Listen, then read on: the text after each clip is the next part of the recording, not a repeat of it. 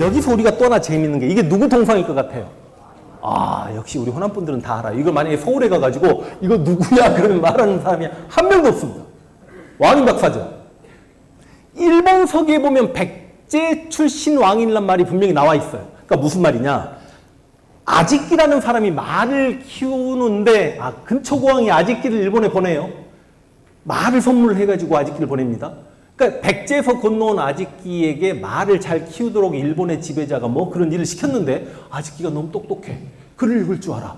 그래서 아직기에게 자신들 관료들, 왕자들을 교육을 시켜요. 그러다 아직기에게 물어봅니다. 너만큼 학식이 뛰어난 사람이 저 대륙에는 더 있냐? 왕이라는 인물이 있다. 그럼 그 왕인 좀 우리 일본으로 보내주면 안 되겠냐? 그래서 왕인 박사가 건너가서 일본에 유학을 전파하고 천자문을 전파했다는 거 아닙니까? 그쵸? 그렇죠. 근데 만약에 4세기 인물입니다, 왕인이. 일본 서기에는 백제 왕이라는 기록이 있지만, 만약에 그 4세기의 영함이 백제 땅이 아니었으면, 왕인은 백제 사람이에요, 마한 사람이에요? 이런 고민도 우리가 해봐야 되는, 제가 혼자 막 생각을 해봤어요. 전라도 역사 뭘 해드려야 될까 고민하다가, 여기 영암에 가면 왕인 박사 유적지 있죠. 개인적으로 이제 영암은 제 처갓집 고향이기도 합니다. 그리고 이제 전라도 천년사 최근에 시끄러웠죠. 저라고 전라도 천년사를 다 읽어볼 수가 없죠.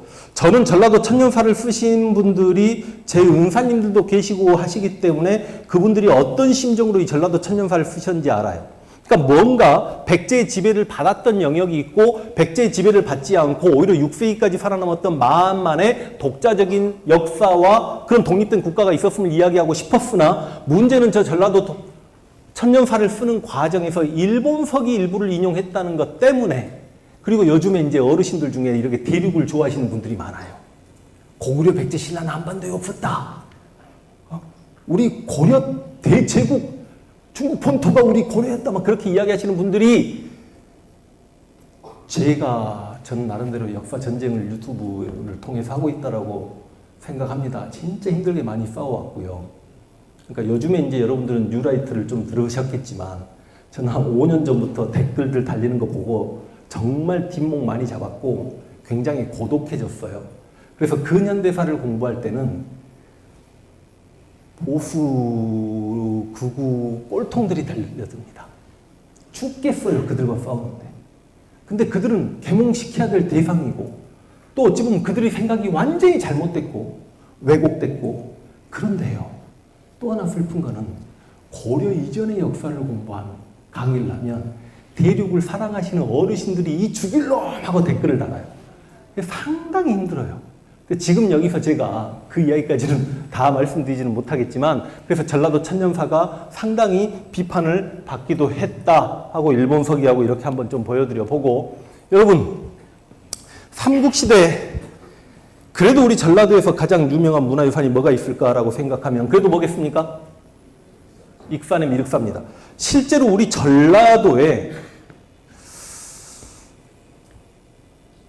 일국의 수도였던 도시는 정확하게는 한 도시가 있습니다. 어떤 도시가 있었습니까? 후백제, 견원에, 전주. 근데 전주 말고 일국의 수도가 될 뻔했던 도시가 바로 익산이죠. 백제 무왕이 7세기에 이 익산로 천도할까 하고 심각하게 고민을 합니다. 그래서 실제로 익산을 가면 미륵의 성지라고 이야기해서, 여러분 저기 훗날 고구려 붕운동이 익산, 당시에는 금마저라고 불리면서 보장의 서자 안승이 고구려 붕운동을 익산에서 전개하는데, 익산을 당시 나라 이름을, 익산에서 만들어진 나라 이름 보덕국이라고 해요. 고구려에서 유명한 승려 이름을 내세운 게 그 보덕입니다. 근데 일단 익산 미륵사의 석탑 우리가 다 알아요. 이게 안 되니까 지금 죽겠어요. 가운데가 뭡니까? 목탑이죠. 여러분 7세기에 우리는 굉장히 거대한 불교 유산들을 남겨놓습니다.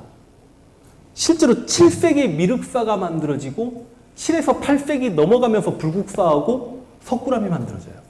가운데 거대한 목탑의 양쪽, 서쪽과 동쪽에 석탑이 있어요. 석탑.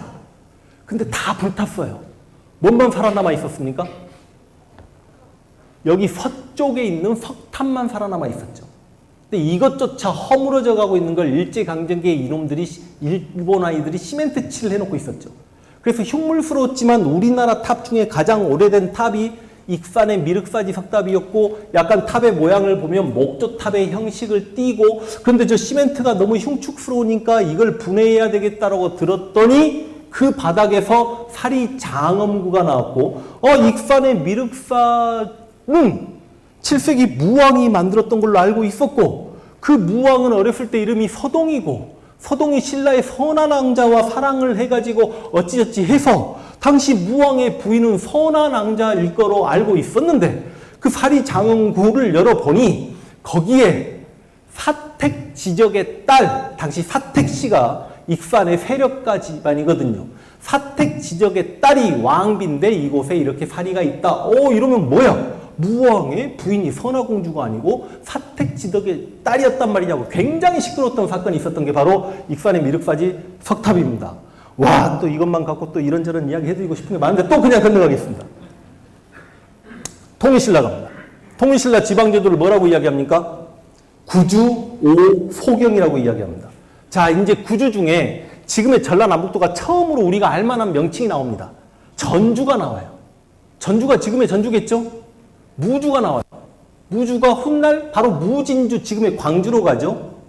자, 바로 넘어가겠습니다. 통일신라 가면 우리 전라도 호남에서 대표적으로 이야기할 만한, 아까도 잠깐 도지사님하고 이야기하고 있을 때 통일란 단어가 너무너무 기분 나쁘다고 우리 도지사님께서 중학교 때 느끼셨대요.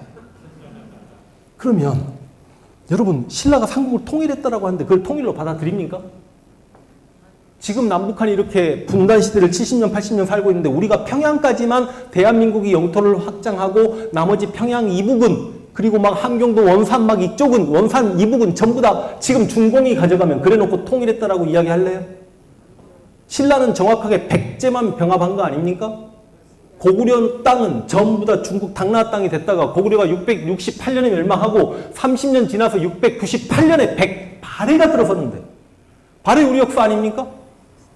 그래서 발해를 우리 역사로 보기 때문에 지금 이제 교과서 상으로는 남쪽에는 신라가 있고 북쪽에는 발해가 있다. 남북국 시대라고 이야기해요. 더군다나 신라 삼국 통일은 외세를 끌어들여 우리 형제 국가를 친 그런 전쟁을 했기 때문에 비판을 받죠. 단재 신채호가 뭐라고 이야기합니까? 신채호, 조선 상고사에서 역사는 아와 비아의 투쟁이다. 맞죠? 조선사 연구 초에서 묘청의 서경 천도운동은 조선 역사상 1000년 내 제1대 사건이다. 이렇게 이야기했던 단재 신채호가 삼국 통일을 어떻게 평가합니까? 신라 저것들이, 여기선 신라 얘기도 되나요? 외세 당나라를 끌어들여 우리 형제 국가를 친 죄를 용서할 수 없다. 설령 그 신라가 백제 땅을 확보하고 고구려 영토까지 제대로 확보하고 난 이후에 더 나아가 중국 진화까지 우리 땅, 우리 영토로 만들었다 손 치더라도 외세를 끌어들여 우리 형제 국가를 공격해 한 죄는 용서할 수 없을진데, 작금의 학자들이 김유신이나 김춘주 같은 이들을 통일의 영웅이라 칭송하니 안타깝게 그지없다. 여러분은 대체 어떤 역사관을 가지고 사시렵니까? 그래서 저 역시 아까 도지사님처럼 제가 아까 이 말씀을 드리고 싶었지만 시간이 부족해서 못 드렸거든요. 그래서 이 이야기를 하는 겁니다. 그런데 이제 저는 어쩔 수 없이 시기를 이야기하는 과정에서 통일신라라는 표현을 쓸 수밖에 없는데, 우리 전라도 호남에서 통일신라 하면 딱 떠오르는 인물 누구 있습니까? 이거 보고 장보건지 아셨습니까? 아, 저 글씨가 써져 있구나. 동상만 보시고 아셨어요? 저 동상 어디에 있어요? 제가 중국 대륙 다 뒤져보진 않았지만 중국 대륙에서 한국인 동상은 더 있을 수 있는데, 제가 알고 있기로는 딱 2명 있습니다. 중국 산둥반도의 법화원의 장보고 동상입니다. 또 한 명은 누가 있을까요? 이건 진짜 모르실 것 같은데. 영계소문이요? 영계소문? 영계소문은 중국에서 경극이라고 이야기하죠. 경극에서 실제로 악당의 대명사로 나오죠. 칼을 막 8개 막 꽂고 막 불을 품고 나와가지고, 그래서 영계소문 동상이 있긴 힘들고. 누가 있을까요? 아, 잠시만요. 흉상은 있습니다. 안중근 신채호 이회용 흉상의 리승 과목이 있습니다. 제가 다녀와서 알아요. 그러니까 외부에서 좀 크게 있는 동상. 자, 장보고 한 분 더. 이야기 나왔으니까 지금 이렇게 조선 역사만 이야기하면, 전라도 역사만 이야기하면 좀 재미가 없을 수 있으니까 양세봉이라는 장군을 아세요? 독립운동사. 와, 이거 제가 만들어낸 말이긴 합니다만 혹시 무장투쟁사 공부할 때 쓰리봉이라고 들어보셨습니까? 이 쓰리봉을 빼놓고는 우리나라 무장투쟁사를 이야기할 수 없는데, 김원봉, 김두봉, 양세봉. 원봉, 두봉, 세봉. 제가 생각할 때 독립운동사 통틀어서 인물 10손가락 안에 이 세 분은 다 들어가십니다. 김원봉이야 다들 아실 거 아닙니까? 의열단 단장. 그럼 양세봉은 실제로 만주에서 무장투쟁할 때 넘버1 인물이었죠. 그래서 양세봉 장군이 죽으면 만주에서 무장투쟁이 끝난다, 그런 이야기까지 있었는데, 이 양세봉을 개인적으로 김일성이 굉장히 존경해요. 그래서 실제로 우리 남북한을, 제가 이것도 정확치는 않습니다만 어느 정도 이름이 있는 독립운동가들 중에 중국의 열사령에도 무덤이 있고 우리 국립현충원에도 무덤이 있는 유일한 인물이 제가 알고 있기로는 양세봉 장군입니다. 지금 이야기가 옆으로 갔는데 장보고와 양세봉 흉상 거대합니다. 그게 중국에 있다는 말씀이고, 일단 이거 산둥반도고, 여기는 어디입니까? 오른쪽 완도죠. 장보고가 뭘 만듭니까? 완도에 청해질 만들죠.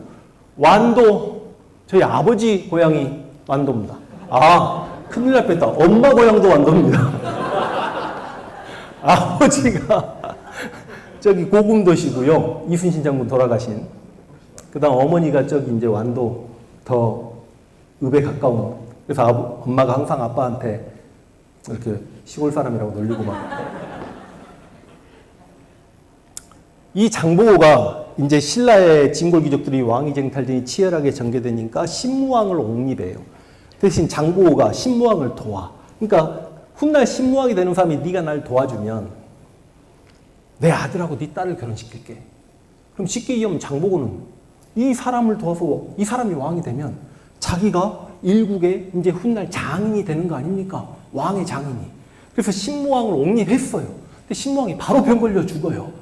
그 다음 왕이 문성왕이에요. 그럼 문성왕이 약속을 지켜서 장보고의 딸을 취해서 결혼을 해야 되는데, 신라 진골 귀족 출신들이 그때는 이렇게 이야기했어요. 이 새끼들이 저 완도 촌놈 딸을 데려다가 왕비로 삼으면 되겠습니까? 저는 그래도 돼요. 저희 엄마 아빠 고향이 완도니까. 걔네들이 그렇게 이야기했다는 거예요. 그러다 보니까 그 결혼이 안 되니 장보고가 뚜껑이 열려요, 안 열려요? 그러니까 장보고가 쿠데타 일으켰다가 염장에게 피살당하면서 장보고가 그렇게 생을 달리합니다. 당시 보시면 동북아의 허브공황증 역할을 했던 완도. 9세기경이라고 생각하시면 되겠습니다. 자, 10세기 초반 갑니다. 후백제, 견훤이죠. 견훤이 이렇게 신라 쪽에서 와가지고 순천을 거쳐서 여기 박영규 집안의, 순천에 박영규 호족 집안의 도움을 받고 어찌고 저찌고 해서 무진주의 자리를 잡았다가 왕산주, 지금의 전주까지 올라갑니다. 그래서 사실상 우리 호남의 역사를 통틀어서 호남의 어떤 지역을 근거지로 삼고 그 왕조의 수도가 됐던 지역은 실은 사실상 전주가 유일하다. 그런데 견훤은 지금 어디 묻혀 있는지 아십니까? 견훤 묘가 어딘지 아시나요? 논산에 있어요. 그러니까 그 당시만 해도 논산이 지금 대전보다는, 대전 위로 넘어가려면 산이 막혀 있고 그래서 전주 권역이긴 하지만 직선거리가 논산이 더 가깝다라고 해가지고, 하여간 지금 충청도죠. 근데 왜 이걸 논산에 두는지 모르겠습니다. 이게 지금 개인적으로 저고요, 이게.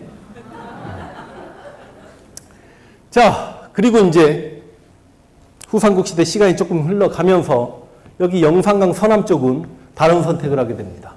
그래서 실제로 이게 저는 이제 한겨울에 가가지고 이렇게 눈을 막 쓸어준 기억이 있습니다만, 누굽니까? 장왕 오씨죠.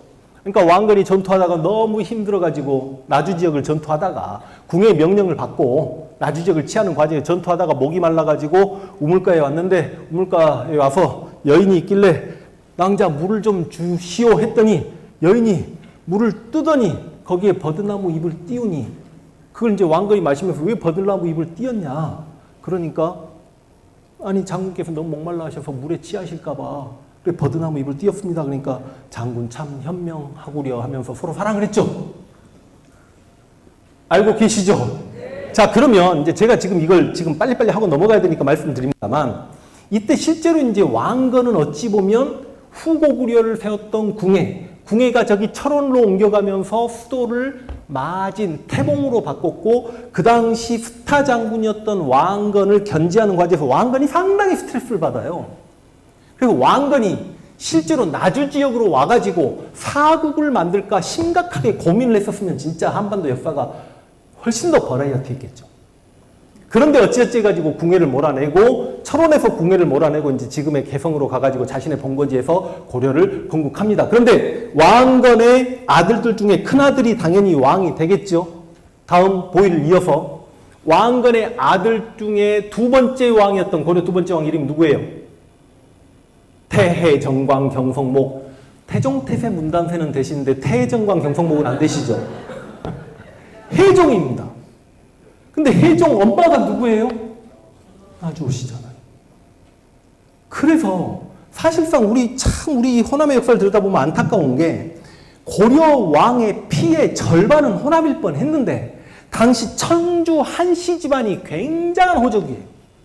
그 청주 한씨 집안에 나온 왕요 왕소연 형제가 해종을 죽입니다.